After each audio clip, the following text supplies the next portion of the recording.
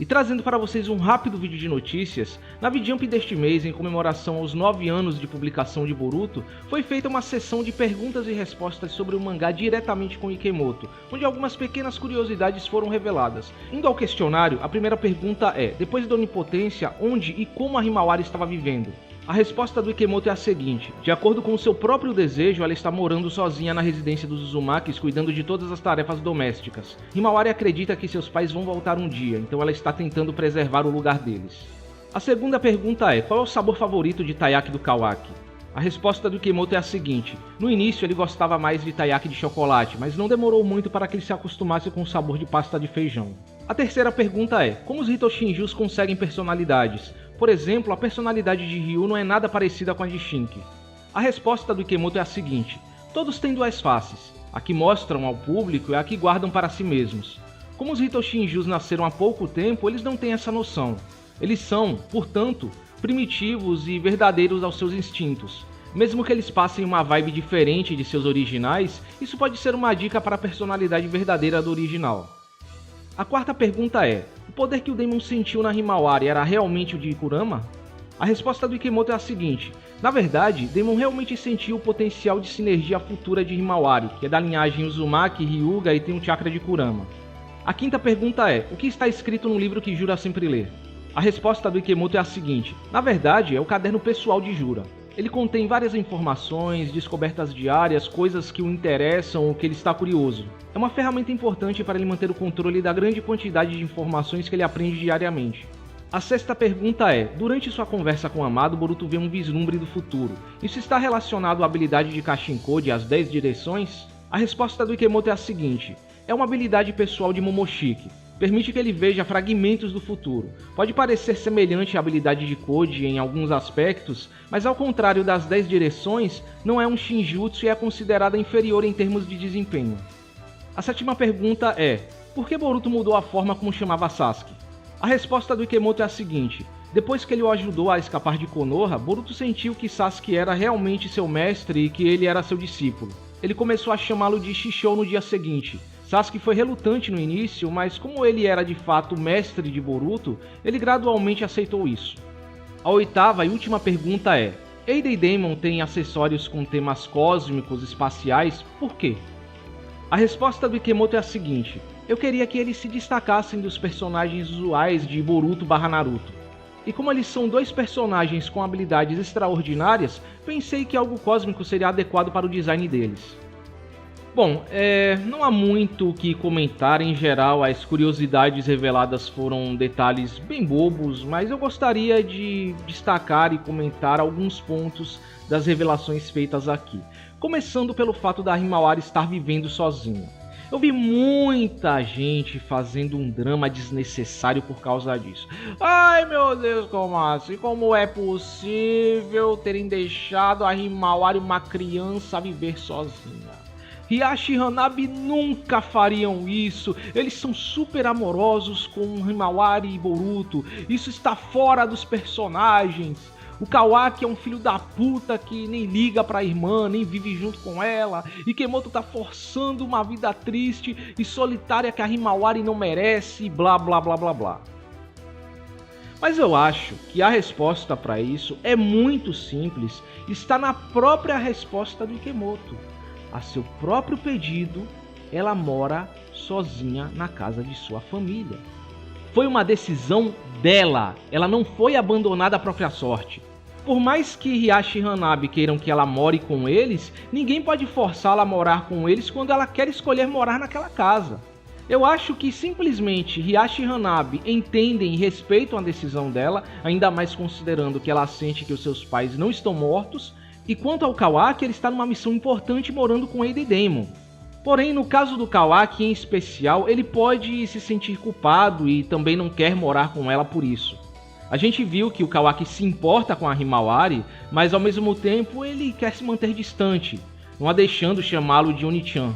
Talvez até por considerar que ele não é digno de ser chamado disso por ela, que ele não é digno de ser visto como irmão por ela. Cada personagem tem seus próprios dilemas e dramas para crescer e ter um motivo para ficar mais forte. E eu acho que esse é o drama da Himawari, sendo movida pela fé que ela ainda tem de que a família dela vai voltar um dia. E também não é como se ela estivesse na mesma situação de abandono e desamparo do Naruto. Ela está treinando e saindo com os amigos, ela possivelmente visita Kawaki e o resto de sua família e vice-versa. Eu duvido que ela tenha qualquer tipo de problema com dinheiro. Não é só porque a Himawari não mora com eles que significa que eles a abandonaram. A situação do Naruto era bem diferente e nem se compara. Todo mundo odiava o moleque e ele foi forçado a viver sozinho. E sinceramente, velho, eu vejo essa situação da Himawari em 2 a cada 5 obras japonesas com algum foco na vida escolar, seja por morte dos pais, pela família morar muito longe, pelos pais estarem trabalhando fora, ou por uma escolha da própria criança mesmo que quer estudar ou morar numa cidade melhor.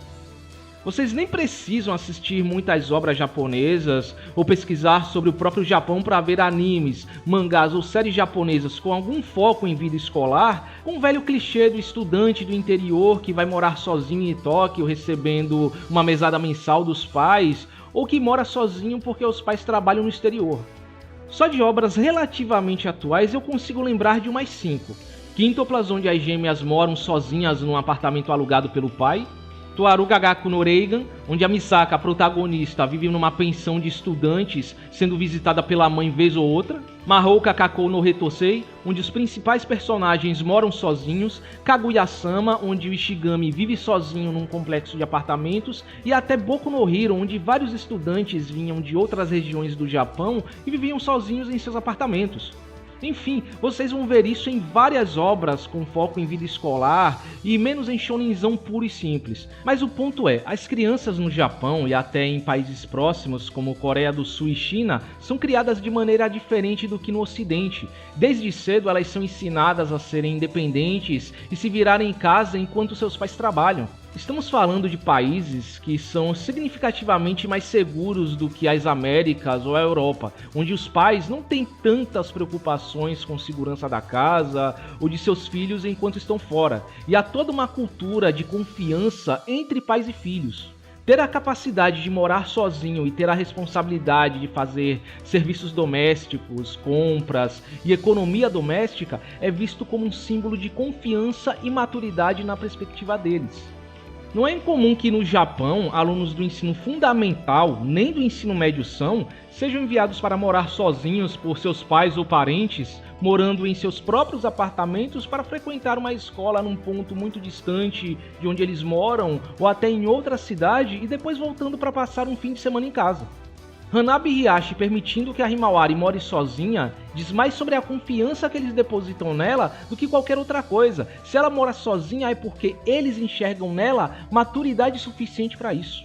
Então eu pergunto para você que está reclamando disso e vendo problema nisso como se fosse um tipo de negligência da família dela. Se isso tá ok no contexto japonês e a Himawari escolheu morar sozinha, por que o drama?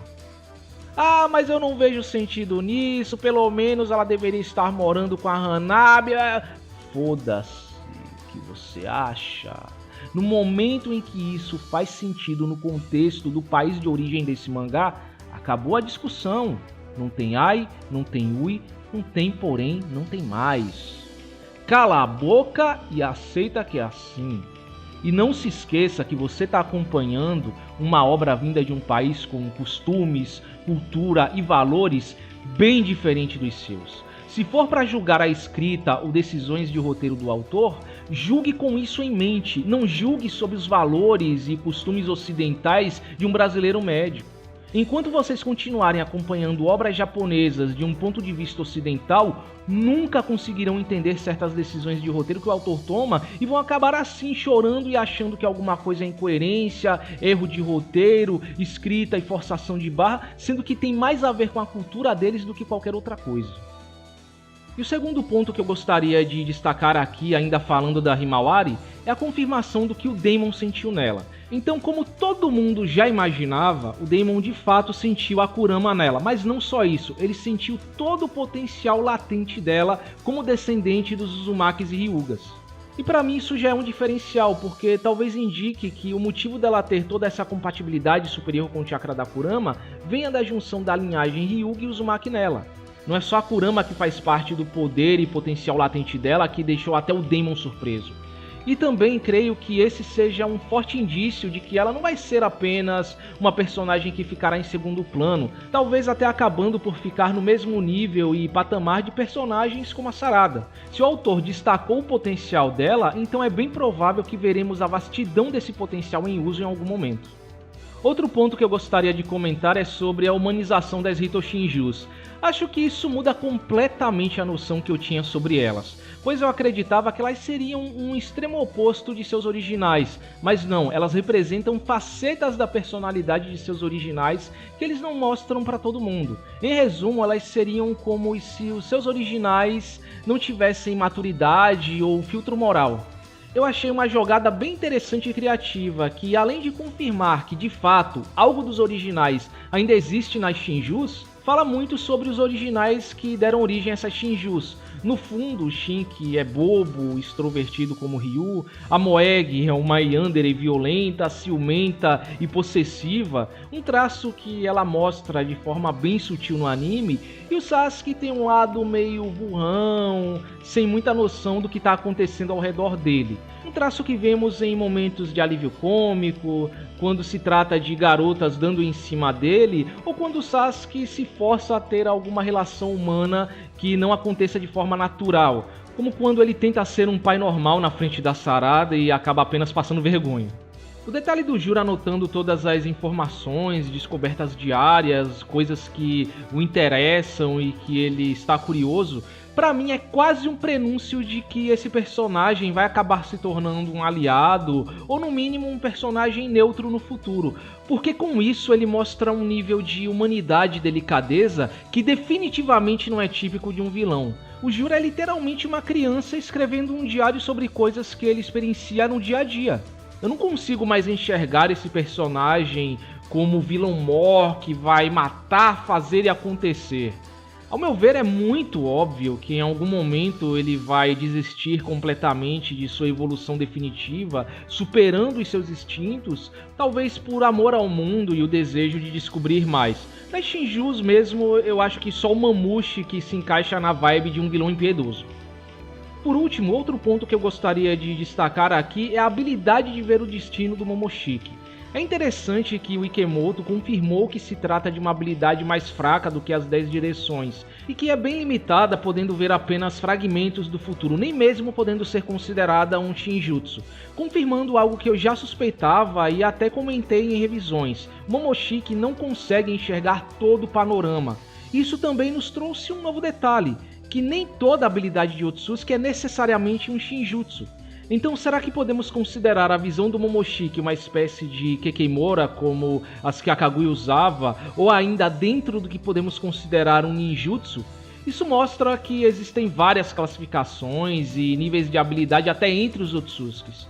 Será que só os Otsutsukis de alto escalão, tipo Kaguya e Ishiki, são capazes de usar outras habilidades mais avançadas ou Shinjutsus além do próprio Karma?